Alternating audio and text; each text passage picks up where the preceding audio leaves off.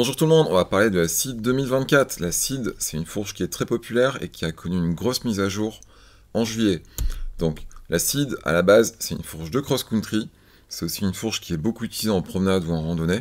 C'est clairement pas une fourche enduro, d'e-bike ou de DH. Pas du tout, c'est vraiment cross-country, promenade, randonnée. Pour 2024, on a une fourche avec deux nouvelles cartouches. Donc, on a la SD2 et la Charger XA. On a un nouveau ressort des Bonheur Plus et on a un nouveau châssis. Faut savoir que la Seed, c'est vraiment une fourche qui remonte à il y a très loin, hein. Ça fait 25 ans qu'on la vend. Ça a commencé avec des châssis en 28 mm, donc des fourches avec des petits débattements, châssis en 28 mm. Ça a évolué même pour donner une fourche double T. Il y a une Seed double T, ça paraît incroyable à entendre aujourd'hui, mais il y a eu une Seed double T. Donc on voit là, c'est 1999, la Seed XL. Et après, en fait, ça a évolué progressivement. Donc c'est une fourche qui connaît beaucoup de variantes, qui a connu beaucoup de châssis différents. À l'heure actuelle, sur les versions entre guillemets modernes, donc qui sont toujours supportées, c'est-à-dire on peut toujours faire le service, les réparations, on remonte jusqu'aux versions de 2008, et depuis 2008, j'arrive à compter 54 versions de la fourche, sur 10 générations différentes. C'est complètement énorme, hein. Donc là, je vous montre un petit peu le tableau que j'utilise pour faire le suivi des générations. Donc dessus, on a les 54 modèles. Pour 2024, on a deux grandes versions de la Seed. On a la Seed 35 mm et la Seed 32 mm. Chacune en 8 versions. Et chacune de ces versions a deux variantes. Total, on a 32 fourches différentes, sans prendre en compte les débattements. C'est-à-dire que si on commence à prendre en compte les débattements, on fait à peu près du x3, ça fait à peu près une centaine de fourches. Sur la Seed 35 mm, on a la version Ultimate, la version Select. On a la Select Plus entre les deux, et on a la version base. Donc ça, c'est le même découpage qu'on trouve sur les Pike ou les Lyric qui sont sortis l'an dernier. Sur la Ultimate, on va avoir une fourche qui est basée sur la cartouche SD2, donc ça c'est la nouvelle cartouche, le ressort des Bonheur Plus. On retrouve la même chose sur Select Plus, donc le niveau en dessous. Par contre, on a un châssis qui est moins léger. Châssis qu'on retrouve aussi sur la version Select. Là, par contre, au niveau de la cartouche, on passe sur une Charger XA. Et ensuite, quand on redescend encore en dessous, on a la Seed base. Et là, on est en Rush RL. Et on a toujours la version 32 mm, qui s'appelle Seed SL. Et là, on a le même découpage, à cela près qu'on parle plus de débonnaire plus, on parle juste du débonnaire. Donc la Seed SL, le découpage est exactement pareil que la Seed normale. Les cartouches, tout ça, c'est pareil. Mais au niveau du ressort et du châssis, c'est pas pareil. Donc débonnaire simple, pas plus. Je vais venir dans le détail après. Et châssis 32 mm. On va comparer la version précédente avec la version actuelle. Donc la Seed C1, c'est la fourche qui était sortie pour les années modèles 2021-2023, donc on en trouve encore sur le marché. À l'époque, les nouveautés, c'était le passage en 32 ou 35 mm, donc ils ont scindé la gamme par du 32 d'un côté, du 35 de l'autre, avec RSD, Charger 2, Charger RL et Rush. Donc RSD, c'est la cartouche haut de gamme ultra légère, qui est faite pour la course. Charger 2, c'était un dérivé des Charger 2 qu'on connaissait déjà. Charger RL, c'était un dérivé des Charger RL qu'on connaissait déjà. Et Rush, plus ou moins un motion control, donc vraiment une hydraulique bas de gamme, mais sous forme de cartouche, pour faire simple.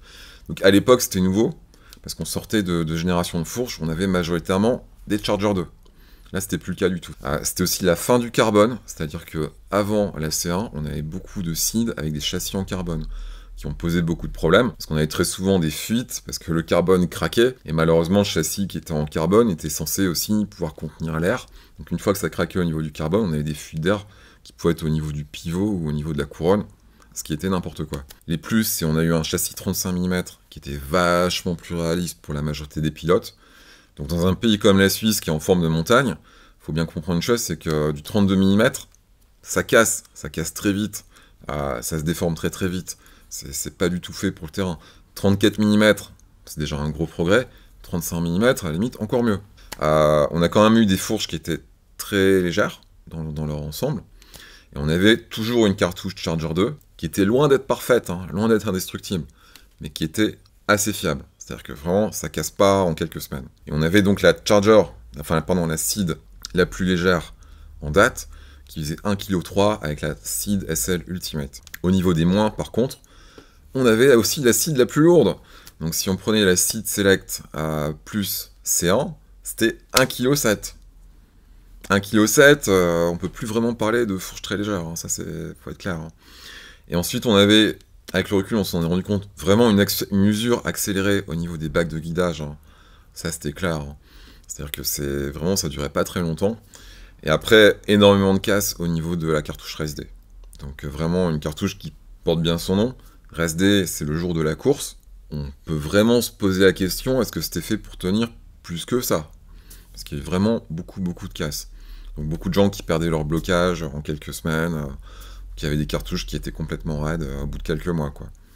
Donc voilà, la fiabilité était pas top sur les versions Ultimate, qui étaient pourtant les versions les plus chères. Là, cette année, on a l'Acid D1, donc qui est censé être une évolution de la C1. Donc au niveau des nouveautés, on a la RSD2, donc c'est la nouvelle version de la cartouche RSD, et on a la Charger XC. C'est une Charger RL qui a été modifiée pour être adaptée à l'acide et faire peut-être avoir un profil plus cross-country. Alors ça reste à prouver, mais en tout cas, ça fait partie des nouveautés. Effectivement, c'est une nouvelle cartouche. On a le Debonair Plus, je vais venir au détail après, et on a un nouveau châssis. Je vais venir au détail après. Alors les plus, c'est que on a un châssis qui, a priori, va être beaucoup plus fiable que sur les C1. Ça, c'est clair. On a pris un petit peu de poids au niveau du châssis, mais on a des plongeurs qui ont été rallongés. Donc ça, c'est cool. Et ça va dans le sens de plus de fiabilité. On a un Debonair Plus qui, à l'évidence, va apporter quelque chose. Par contre, au niveau des moins, on a la fin définitive des Charger 2. Donc les Charger 2 qu'on trouvait encore sur les versions C1, elles ne sont plus là, c'est fini. On a des cartouches qui ne sont pas réparables. La gamme entière de cartouches SID D1 2024 n'est pas réparable. Et en fait, c'est un peu le problème de cette génération-là, c'est que là, on a une hydraulique qui a été renouvelée sur les 3/4 de la gamme, RSD2 et Charger XC, mais pour autant, on n'a aucune idée de la fiabilité. Donc il faut se poser quelques questions avant de l'acheter, sachant qu'il n'y aura pas forcément de cartouches pour solutionner ces problèmes. Donc là, je vous montre l'hydraulique en détail. On a les vues éclatées. Donc au niveau de la Charger SD2, donc qui est la cartouche Ultimate Select Plus, qui est sur la moitié de la gamme, on a une cartouche qui est non réparable, mais qui est remplaçable. C'est-à-dire que si vous cassez une SD2, vous pouvez la remplacer par une autre SD2. C'est comme ça qu'on fait. Après, ça va avec un certain coût. Donc au niveau de la maintenance, on n'a pas forcément envie de casser une RSD2 tous les jours. Au niveau Select, on a la Charger XC. C'est une Charger RL. Il n'y a pas de membrane. Elle a été modifiée pour l'acide. Donc ça, c'est une nouvelle cartouche.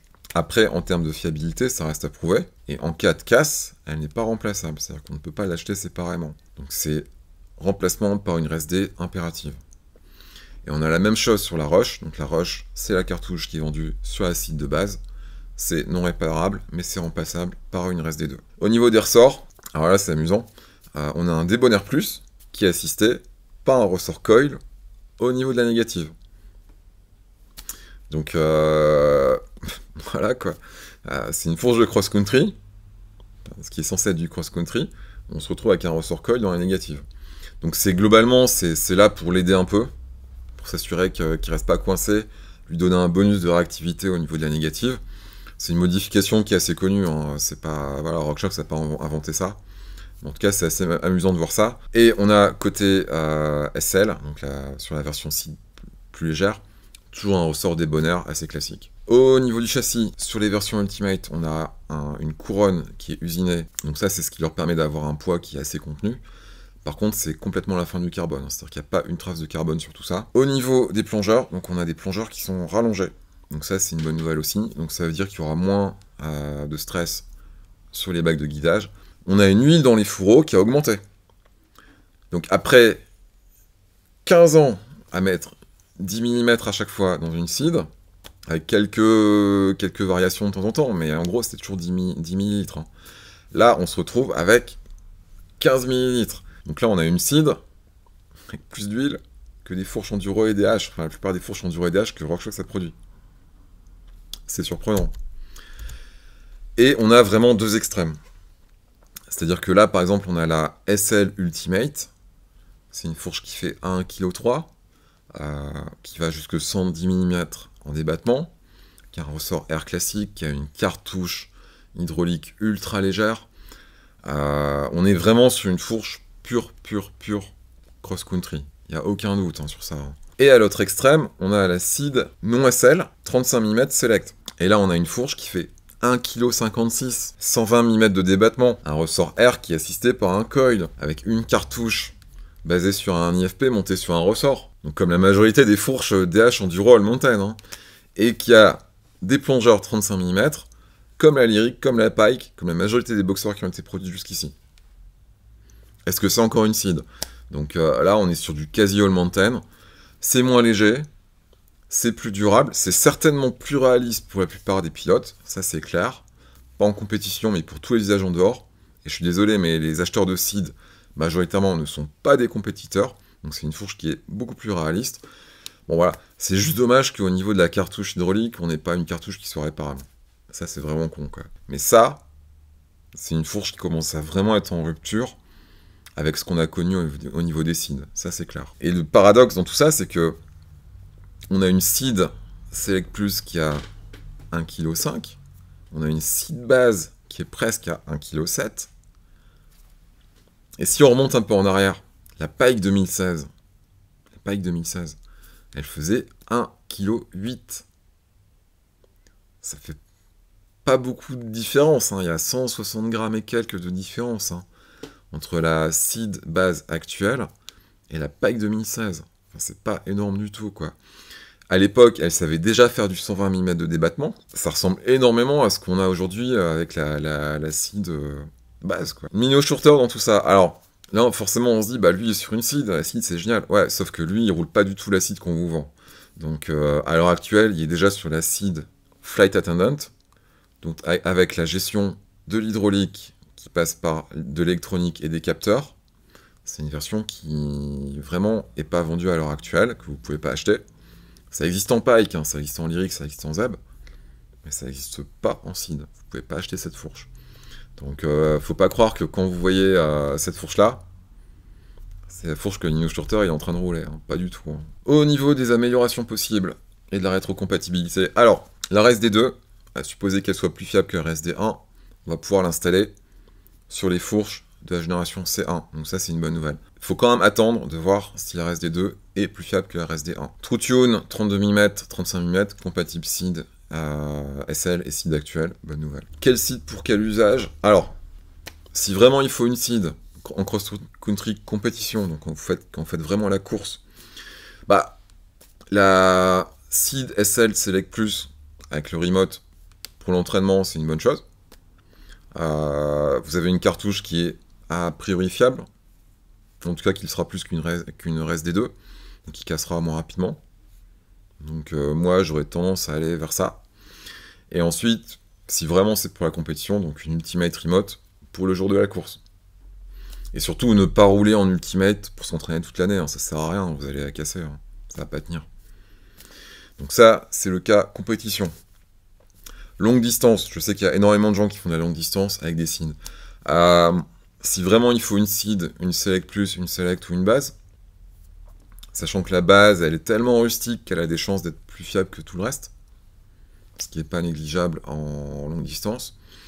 Pas la Ultimate, évidemment, à moins que vous ayez des cartouches Ultimate dans votre sac à dos, mais bon, voilà, c'est... Je suis pas sûr que ça vous aide, quoi. Ou franchement, envisager une Fox 34 Performance, hein. Moi, personnellement, c'est ce que je ferais. Si je faisais de la longue distance, Fox 34 Performance avec une cartouche grip, très rustique, risque pas de tomber en panne en 2 secondes. Cross-country de randonnée non compétitif. Donc vraiment, vous voulez une seed, vous voulez un vélo de cross-country, mais vous allez jamais aller faire de compétition. Bah clairement, Select Plus, Select ou base, parce que c'est quand même des cartouches qui ont plus de chances de se tenir. Pas la Ultimate, clairement. Ou, franchement, envisagez une Pike. Envisagez une Pike. La Pike peut marcher en 120 mm, la Pike elle est déjà en 35 mm.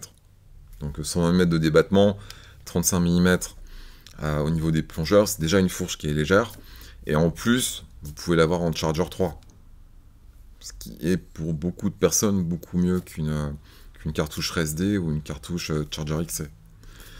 Donc voilà, ça c'est pour randonnée non compétitif. Et évidemment, si vous faites du bike park, de l'enduro, du e-bike, ça sert à rien d'avoir une seed, hein, c'est pas fait pour.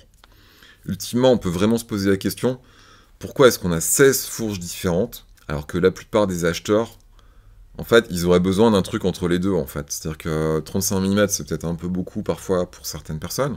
32 mm, c'est léger pour beaucoup de personnes aussi, hein. Et après, pourquoi est-ce qu'on a des trucs super légers alors que beaucoup vont pas faire de compétition? Ce serait peut-être mieux d'avoir une fourche peut-être un petit peu plus fiable. Vu qu'on est sur une fourche qui a évolué pour devenir 35 mm, 120 débattements, cartouche avec IFP dans certains cas, bon, moi je dis ça comme ça, mais RockShox, ils peuvent peut-être envisager une nouvelle seed WT, hein. Donc là, je vous ai fait un petit rendu, ça donnerait ça. Je pense sur la balance, on serait dans les 2 kg, 2 kg à peu près. Par contre, je n'ai aucune idée du type de vélo sur lequel on pourrait monter ça. Me demandez pas, hein, je sais pas. Voilà, j'espère que c'était intéressant et à la prochaine.